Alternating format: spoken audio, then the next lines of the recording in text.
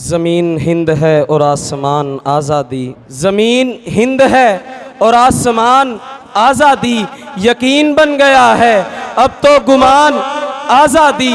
سنو سنو بلند ہوئی، سنو سنو بلند ہوئی پھر آذان، آزادی سر نیاز ہے اور آستان آزادی، سر نیاز ہے اور آستان آزادی۔ قائد اعظم محمد علی جناح نے جب تحریک پاکستان میں علماء کرام کی قربانیوں کو دیکھا تو پاکستان کے معرض وجود میں آنے کے بعد سب سے پہلے پرچم کشائی کے لیے بھی علماء دیوبند کو ہی چنا۔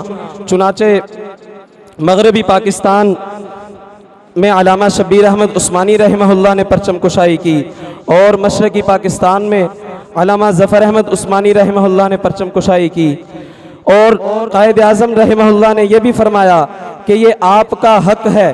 یعنی یہ بات ثابت ہوئی کہ پرچم کشائی نہیں ہوئی، صرف پرچم کشائی ہی نہیں کروائی، یہ بھی بتایا کہ پاکستان میں آپ کا بھی حق ہے، تحریکوں میں آپ نے بھی حصہ لیا، اور 15 محرم الحرام کو ہی دیوبند کی بنیاد بھی رکھی گئی۔ لہٰذا اسی پر میں حافظ حسان حسنی سے ملتمس ہوں کہ وہ آئیں اور اس پر اپنے خیالات کا اظہار فرمائیں۔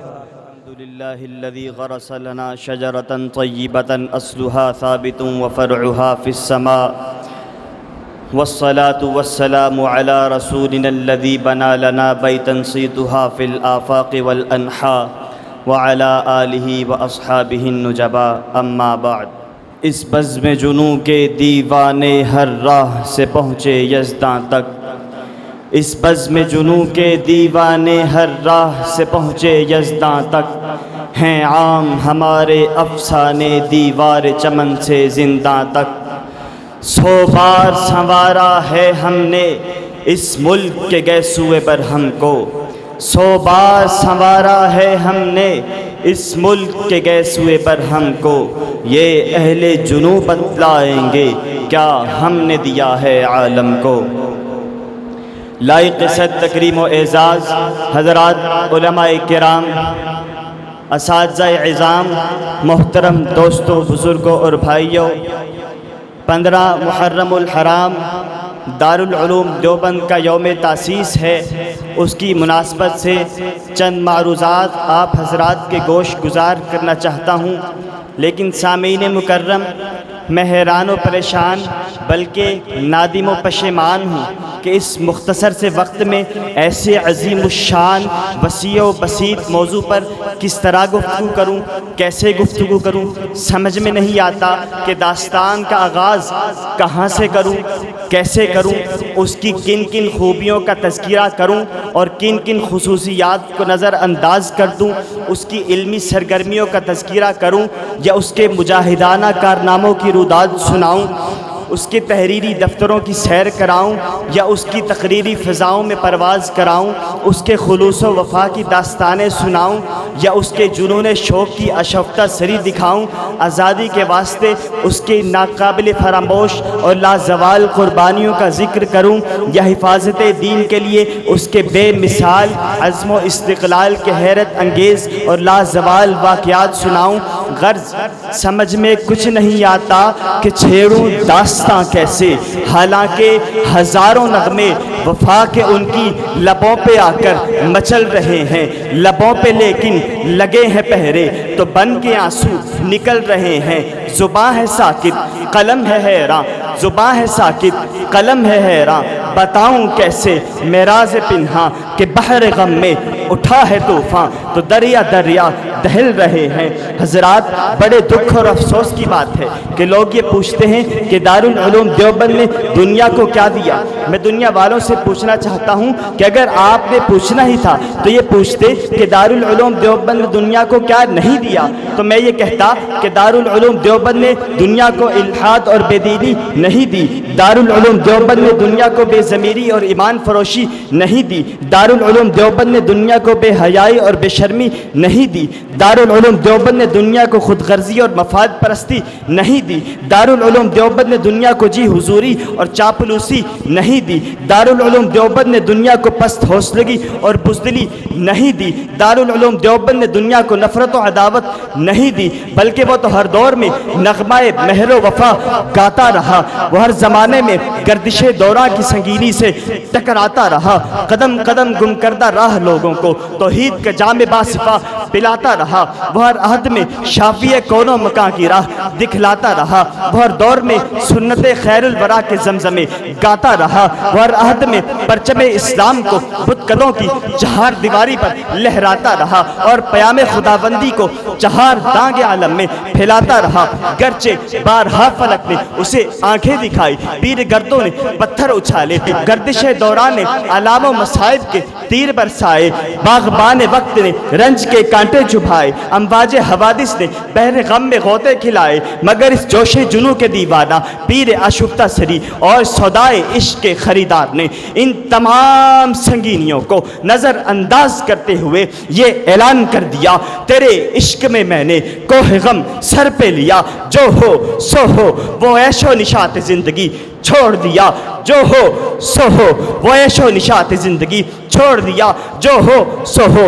اے طوفان تند و تیز جاؤ ہمیں سمجھاؤ مت، اے طوفان تند و تیز جاؤ ہمیں سمجھاؤ مت، کہ بحر غم میں دل کا سفینہ ڈال دیا، جو ہو سو ہو۔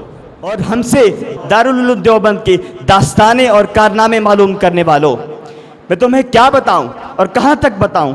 جاؤ اگر تم سے ہو سکے تو ہماری داستان افرنگ کے برپا کیے ہوئے طوفانوں سے پوچھو، ہماری داستان بالا کوٹ کی پہاڑیوں سے پوچھو، ہماری داستان شاملی کے میدانوں سے پوچھو، ہماری داستان چاندنی چوک سے لے کر خیبر تک کے درختوں سے پوچھو، ہماری داستان دریائے راوی کی خوشمگی موجوں سے پوچھو، ہماری داستان دلی کی جامع مسجد اور لاہور کی شاہی مسجد کے در و دیوار سے پوچھو، ہماری داستان عرب کے تپتے ہوئے ریگزاروں سے پوچھو، ہماری داستان گلشن کی سرخ بہاروں سے پوچھو، ہماری داستان ویران فضاؤں کے چاند تاروں سے پوچھو، ہماری داستان سلاسل کی جھنکاروں سے پوچھو، ہماری داستان عدالت کے کٹہروں سے پوچھو، ہماری داستان پھانسی کے پھندوں سے پوچھو۔ یہ تمام کے تمام تمہیں ہماری مہر و وفا کے قصے سنائیں گے، ہمارے دیرینہ تعلقات اور شناسائی کی داستانیں سنائیں گے، ہمارے خلوص و وفا کے نغمے گائیں گے، کیونکہ واقف تو ہیں اس راز سے یہ دار و رسن بھی، واقف تو ہیں اس راز سے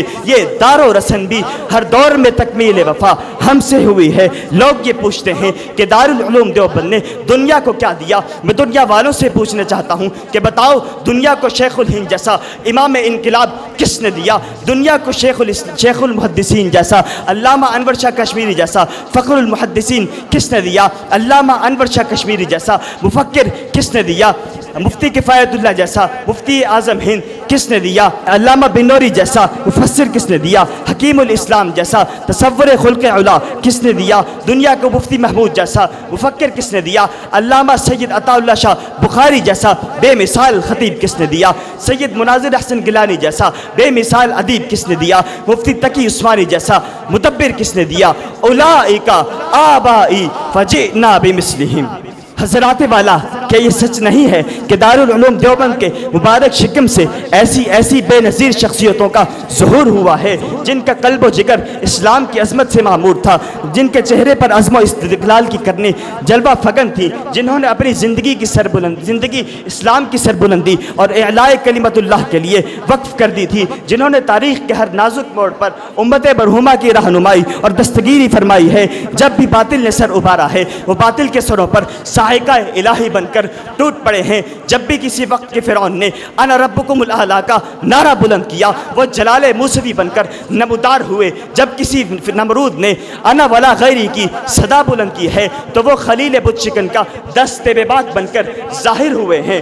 انہوں نے جانے تو دی مگر باطل کو پیٹ نہ دکھائی، انہوں نے سر کٹا دیا مگر پرچم اسلام کو سرنگوں نہ ہونے دیا۔ انہوں نے سارے عالم میں اپنی شرافت، صداقت، جلالت شجاعت کا پرچم نصب کر دیا اور برسر عام اعلان کر دیا، باطل سے دبنے والے اے آسمان نہیں ہم، باطل سے دبنے والے اے آسمان نہیں ہم، 100 بار کر چکا تو امتحان ہمارا، توحید کی امانت سینوں میں ہے ہمارے، توحید کی امانت سینوں میں ہے ہمارے، آسان نہیں مٹانا نام و نشان ہمارا۔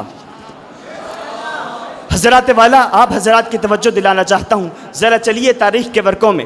1935 کا سال ہے، بہاولپور کی عدالت میں ایک تاریخی مقدمہ چل رہا ہے۔ غلام عائشہ نامی خاتون خط لکھتی ہے، دیوبند خط پہنچتا ہے۔ علامہ انور شاہ کشمیری خط پڑھ کر ضعف اور بڑھاپے کی حالت میں دیوبند سے بہاولپور کی ریاست تک کا سفر کرتے ہیں۔ عدالت میں پہنچ کر ختم نبوت کا مقدمہ لڑتے ہیں اور گرج کر دلائل پیش کرتے ہیں۔ مرزائی مناظر کتاب مسلم الثبوت کی عبارت کو تواتر معنوی کو بدل کر پیش کرتا ہے، دجل کے ساتھ کام لیتا ہے۔ علامہ انور شاہ کشمیری گرج کر کہتے ہیں، محترم جج صاحب، اس مرزائی مناظر نے کتاب کی عبارت کو بدل کر پیش کیا ہے۔ جج کہتا ہے، شاہ جی آپ کے پاس تو کتاب نہیں ہے، آپ نے یہ بات کیسی کہتی؟ علامہ انور شاہ کشمیری نے تاریخی الفاظ کہیے، سنیے کہ محترم جج صاحب، میں نے آج سے 36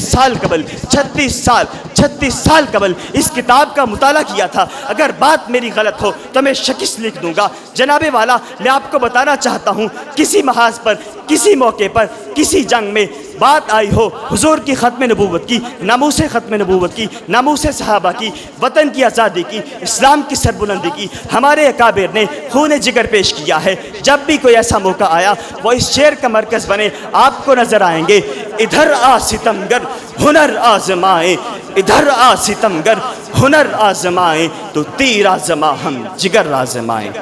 اللہ تعالیٰ سے دعا ہے اللہ تعالیٰ ہمیں اپنے اکابرین کے نقش قدم پر چلنے کی توفیق عطا فرمائے۔